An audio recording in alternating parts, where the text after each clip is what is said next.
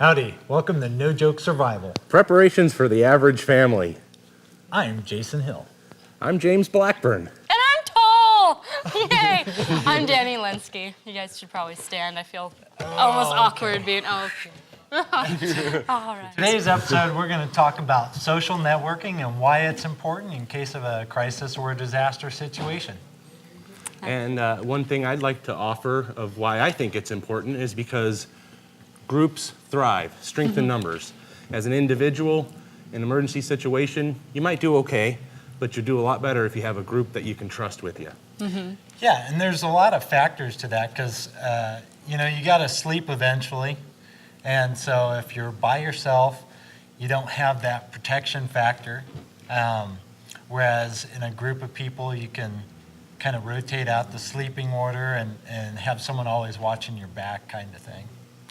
Well, nice. and you can also really have so much more time, to do other things. If you needed, per se, to work on your crops for a garden, per se, while somebody else went to make sure that something was secure or fix a fence or something, there's only so many hours in the day, and if you're only yourself, you can't do it all.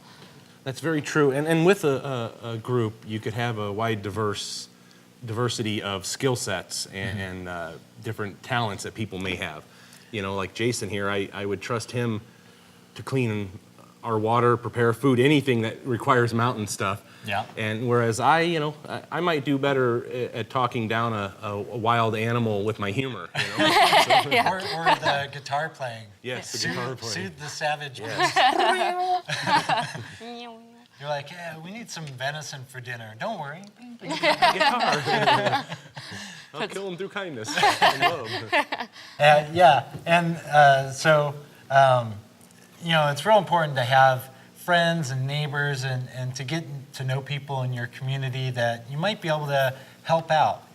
Back in the day, that's kind of what we all did is, you help me come build my fence and I'll give you some vegetables from my garden. And it was a barter system, but it was basically just to be good people and to help each other. Yep. I think I was born in the wrong generation. I'd rather be doing that than checking a phone for messages, Yep. No, I'm with you on that too. And if you ever learn anything about the past, when they would raise a barn back then, it was the community that would come out and help, and then later the people who helped got help with things that they needed too. Yeah. So you're right, barter, everybody works together as a team, and everybody protects one another. Yeah. Well, and it's also, it gives you more, confidence as a person where, if you're on a computer kind of emailing or whatnot saying, oh, I have my 1,000 friends or whatnot, but if your car breaks down and you forgot your jack or whatever, how many people can you list on a hand that, will be, oh, sure, I'll be right there. Maybe you can, That's maybe true. you can't. And the more that you really get yourself out there and talk to people and, just be comfortable with it. And so there's a lot of the younger generations actually statistically have a harder time talking to people versus talking through a computer to a person. So get out there, kids. Yes. Talk to people. Have an organic conversation and get to know people. Because like you said, if you have 1,000 friends on your internet sites, that's digital friends that may not even be in the same state or neighborhood as you.